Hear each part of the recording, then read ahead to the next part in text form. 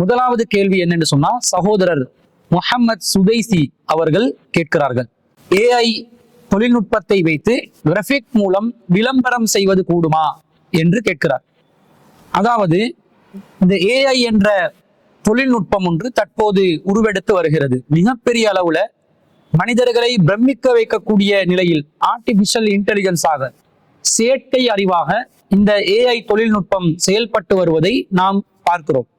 உண்மையிலே கடந்த காலங்களில் நாம் கணினி மூலம் பணியாற்றுகின்ற நேரத்தில் கூகுள் என்ற இணையதளத்தை ஒரு சர்ச் என்ஜினாக நாம் பார்த்திருக்கிறோம். ஆனா தற்போது இருக்கக்கூடிய இந்த ஏஐ என்ற தொழில்நுட்பம் என்பது வெறுமனே ஒரு சர்ச் என்ஜினாக மாத்திரம் இல்லாமல் பலவிதமான தகவல்களை ரத்தின சுருக்கமாக ஒரு மனிதன் சிந்தித்து எப்படி அதை சாராம்சமாக சார்பிழிந்து அடிப்படையான கருத்துக்களை மாத்திரம் எடுத்து சொல்வார்களோ, எது தேவைப்படுகிறதோ அந்த தேவைப்படுகின்ற செய்திகளை மாத்திரம் மனித மூளையில் இயற்கையாக சிந்தித்து எப்படி பதிலளிக்கிறார்களோ அத்தகைய ஒரு நிலைக்கு நிகரான நிலையில் இந்த ஏஐ தொழில்நுட்பம் செயல்படுவதை நாம் பார்க்கிறோம். மார்க்க பணிகளுக்காக இருந்தாலும் சரி, உலகம் சார்ந்த அனைத்து விதமான துறைகளுக்கும் ஏஐ தொழில்நுட்பம் மிகப்பெரிய அளவில் உதவி செய்து கொண்டிருப்பதை நாம் தற்போது பார்க்கிறோம். ஆனா சகோதரர் என்ன கேட்கிறார் என்று சொன்னா, இந்த ஏஐ டெக்னாலஜியை பயன்படுத்தி நாம் கிராஃபிக் டிசைனிங் செய்யலாமா என்பதுதான் அந்த சகோதரருடைய கேள்வியாக இருக்கிறது.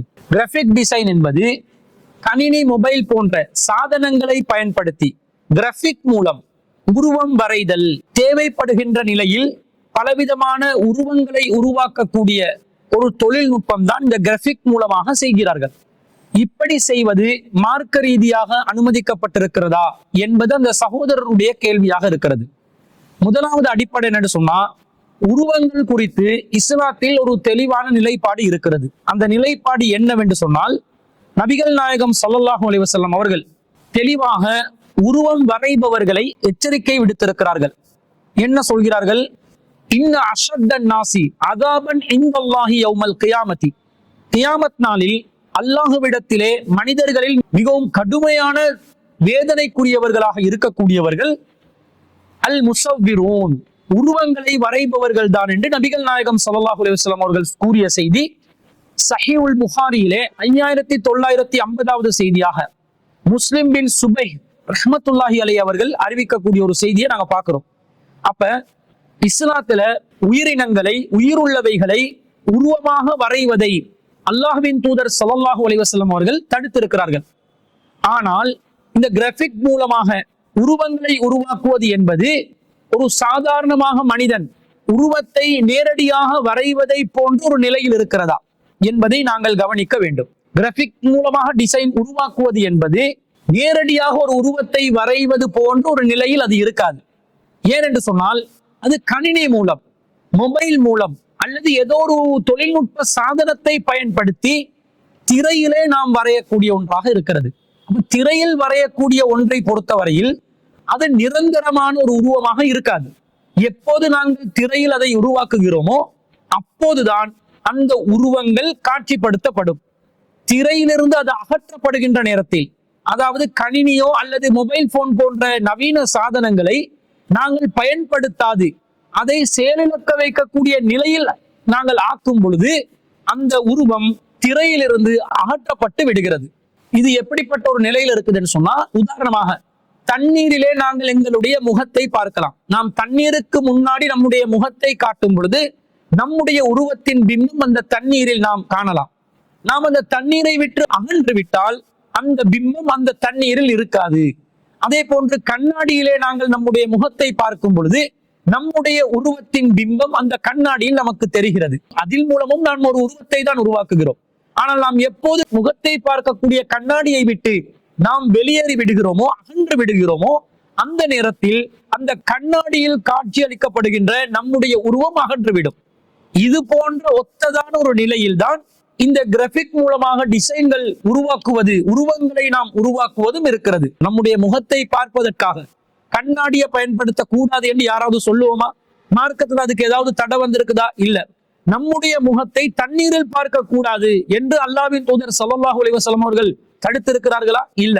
அப்ப இது போன்ற ஒரு நிலையில் தான் திரையில் தென்படக்கூடிய உருவங்கள் இருக்கிறது.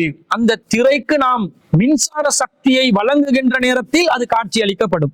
எப்போது மின்சார சக்தி துண்டிக்கப்படுகிறதோ அல்லது நாம் அந்த கணினியை அல்லது மொபைல் போனை அல்லது தொழில்நுட்ப சாதனத்தை எப்போது நாம் செயலிழக்க செய்கிறோமோ அந்த நேரமே அந்த திரையில் இருக்கக்கூடிய காட்சி அகன்று போய்விடும் என்பதிலிருந்து கிராபிக் மூலமாக ஒரு டிசைன் வரைவது என்பது நேரடியாக ஒரு உருவத்தை வரைந்து நிரந்தரமாக அந்த உருவத்தை வைக்கக்கூடிய நிலைக்கு அப்பாற்பட்ட ஒரு நிலையில் தற்காலிகமான ஒரு உருவமாக இருப்பதனால் அதை நேரடியாக தடுப்பதற்கு எந்த மார்க்க சான்றும் இல்லாததனால் அதை கூடாது என்று யாரும் சொல்ல முடியாது. பொதுவாக இந்த தொழில்நுட்பங்களை பயன்படுத்துவது, நவீன சாதனங்களை பயன்படுத்துவது இஸ்லாமிய மார்க்கத்துல நமக்கு தடுக்கப்பட்ட ஒன்றா? இல்ல. மார்க்கம் பூர்த்தியாக்கப்பட்டுள்ளது என்பது உண்மை. மார்க்கம் பூர்த்தியாக்கப்பட்டது என்று அல்லாஹு ரப்புல் ஆலமீன் அல் குர்ஆன்ல 5வது அத்தியாயத்துல 3வது வசனத்துல சொல்கிறான். அல் யௌம அக்மல்து லக்கும் தீனக்கும், உங்களுடைய மார்க்கத்தை இன்றைய தினம் நான் பூர்த்தியாக்கி இருக்கிறேன். மார்க்கம் என்றால் நாங்கள் அல்லாஹுவை நெருங்குவதற்கு, மறுமையில் வெற்றி அடைவதற்கு, இறையச்சத்தை பேணுவதற்கு, இறைவனை வணங்குவதற்கு, இறை நெறிகளை கடைபிடித்து வாழ்வதற்கான வாழ்வியல் வழிகாட்டல் தான் தீன் என்பது. இந்த தீனை பொறுத்தவரையில் அதை அல்லாஹு ரப்புல் ஆலமீன் முழுமைப்படுத்தி விட்டார். அதற்குள்ளே எதை ஒன்றும் சேர்ப்பதற்கும் இருக்கும் ஒன்றை அகற்றுவதற்கும் யாருக்கும் அதிகாரம் இல்லை. ஆனால் மார்க்கம் அல்லாத உலக காரியங்களை பொறுத்தளவுல அது முடிந்து விட்டதா?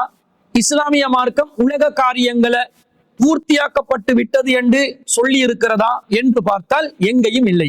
இன்னும் சொல்ல போனால் தொழில்நுட்பத்தையும் நவீன சாதனங்களையும் பயன்படுத்துவதற்கு தூண்டுகோலாக உறுதுணையாக அமையக்கூடிய வசனங்கள் ஏராளமாக அல் குர்ஆனில் இருப்பதை பார்க்கிறோம். எந்த அளவுக்கு இருக்குதுன்னு சொன்னால் 45வது அத்தியாயத்துல 13வது வசனத்தில் அல்லாஹ் சொல்கிறான், வஸஹர லக்கும் மா ஃபிஸ் ஸமாவாதி வ மா ஃபில் அர்லி ஜமீஅன், அல்லாஹ் இந்த வானத்தில் உள்ளதையும் பூமியில் உள்ள அனைத்தையும் உங்களுக்கு வசப்படுத்தி தந்திருக்கிறான். இன்ன ஃபீ ஸாலிக லஆயாத்தின் லிகௌமி யதஃபக்கரூன், சிந்திக்கின்ற சமூகத்திற்கு இதிலே பல சான்றுகள் இருப்பதாக அல்லாஹ் சொல்கிறான். வானத்தில் உள்ள எல்லாத்தையும் அல்லாஹ் நமக்கு வசப்படுத்தி இருக்கிறானா, பூமியில உள்ள எல்லாத்தையும் நமக்கு வசப்படுத்தி இருக்கிறானா. அப்ப நமக்கென்று சொல்லி அல்லாஹ் ஆக்கிய பிறகு அதை நவீன வடிவத்தில் நவீன தொழில்நுட்பத்தில் பயன்படுத்துவது எப்படி தடையாக வரும்? அல்லாஹ் நமக்கு தானே தர்றான். இன்னும் சொல்ல போன அந்த வசனத்துல அல்லாஹ் சொல்கிறான், இன்ன ஃபீ ஸாலிக லஆயாத்தின் லிகௌமி யதஃபக்கரூன், சிந்திக்கின்ற சமூகத்திற்கு இதிலே பல சான்றுகள் இருப்பதாக அல்லாஹ் சொல்கிறான். நீங்க சிந்தித்து பார்த்தால் வானத்தில் உங்களுக்கு வசப்படுத்தி கொடுத்தவற்றிலும் பூமியில் உங்களுக்கு வசப்படுத்தி கொடுத்தவற்றிலும் பல அத்தாட்சிகளை நீங்கள் உருவாக்கலாம், தொழில்நுட்பத்தை உருவாக்கலாம், சிந்தியுங்கள் என்று அல்லாஹ் தஆலா இந்த உலகத்தின் வாசலை திறந்து வைத்திருக்கிறான்.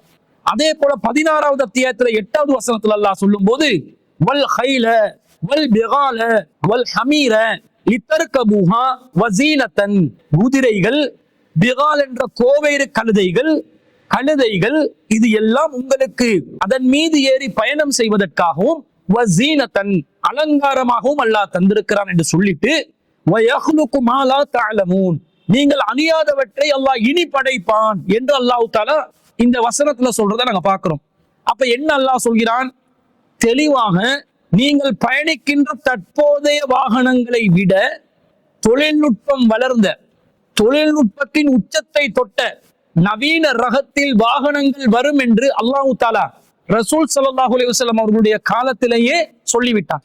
அப்ப தொழில்நுட்பம் வளரும் என்று அல்லாஹ் சொல்லி, நீங்க இப்ப பயன்படுத்துறதை விட வித்தியாசமானதெல்லாம் வரும் என்று சொல்லி தொழில்நுட்பத்தையும் நவீன அறிவியலையும் ஊக்குவிக்கின்ற நிலையில் அல்லாஹ் ரப்புல் ஆலமீன் இந்த வசனத்துல சொல்லி இருக்கிறானா? இல்லையா? சொல்லி இருக்கிறான். நபிமார்கள் அல்லாஹ் தஆலா அனுப்பினது ஏகத்துவத்தை பிரச்சாரம் செய்யறதுக்காக வேண்டி. இந்த ஏகத்துவத்தை பிரச்சாரம் செய்வதற்காக அனுப்பப்பட்ட நபிமார்கள் வெறுமனே ஆன்மீகத்தை மட்டும் பேசியவர்களாக இருக்கவில்லை. ஒவ்வொரு காலத்தில் அந்த காலத்தின் சமூகத்தில உள்ள முக்கியமான தீமைகள் எதுவோ அவற்றை பற்றி மக்களுக்கு எடுத்து சொல்லி அந்த தீமையிலிருந்து மக்களை தடுக்கக்கூடிய பணியையும் நபிமார்கள் செய்தார்கள்.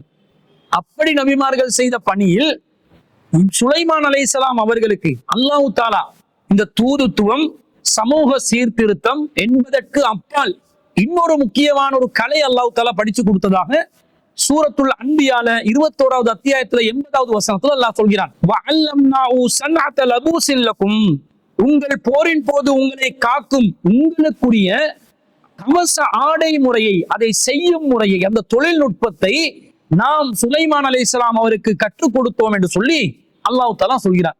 அவர் சுலைமான் நபிக்கு ஏகத்துவத்தையும் அல்லாஹ் சொல்லி, தூதுத்துவத்தையும் சொல்லி, சமூக சீர்திருத்தத்தையும் சொல்லி, நவீன தொழில்நுட்பம் ஒன்றையும் அந்த காலத்தில் அல்லாஹ் தஆலா முதன்முறையாக அல்லாஹ்வே கற்றுக் கொடுக்கிறான் என்றதிலிருந்து இந்த தொழில்நுட்பங்களை பயன்படுத்துவது மார்க்க ரீதியாக எந்த ஒரு பிரச்சனையும் இல்லாத, மார்க்க ரீதியாக அனுமதிக்கப்பட்ட, இன்னும் சொல்ல போனால் மார்க்கம் ஊக்குவிக்கின்ற ஒரு பணியாக இருப்பதை நாம் புரிந்து கொள்கிறோம்.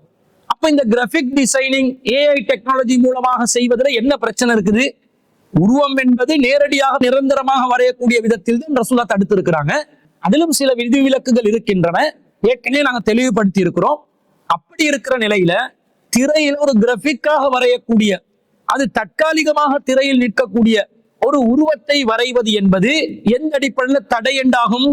மார்க்க ரீதியாக கல்வி நோக்கத்துக்காக, பயனுள்ளவைகளுக்காக வேண்டி, மக்களுக்கு நல்லது நடக்கிறதுக்காக வேண்டி, மக்களுக்கு நல்ல செய்தி போய் சேர வேண்டும் என்பதற்காக வேண்டி, மருத்துவ காரணங்களுக்காக வேண்டி, உலக ரீதியான நல்ல அம்சங்களுக்காக வேண்டி கிராபிக் மூலமாக ஒரு உருவத்தை உருவாக்கி அதன் மூலமாக ஒரு செய்தியை சொல்வது என்பது மார்க்க ரீதியாக தடுக்கப்பட்ட ஒரு காரியம் அல்ல. ஆனா மார்க்கத்துல எதை நாங்கள் நேரடியாக பார்க்க கூடாதோ அதை திரையிலும் பார்க்க கூடாது. அத்தகைய ஆபாசமான பெண்களின் நிர்வாணத்தை, பெண்களை அசிங்கமாக ஆபாசமாக காட்சியளிக்கக்கூடிய காட்சிகளை உருவமாக நாங்கள் கிராபிக் மூலமாகவும் என்ன செய்யக்கூடாது? வரையக்கூடாது.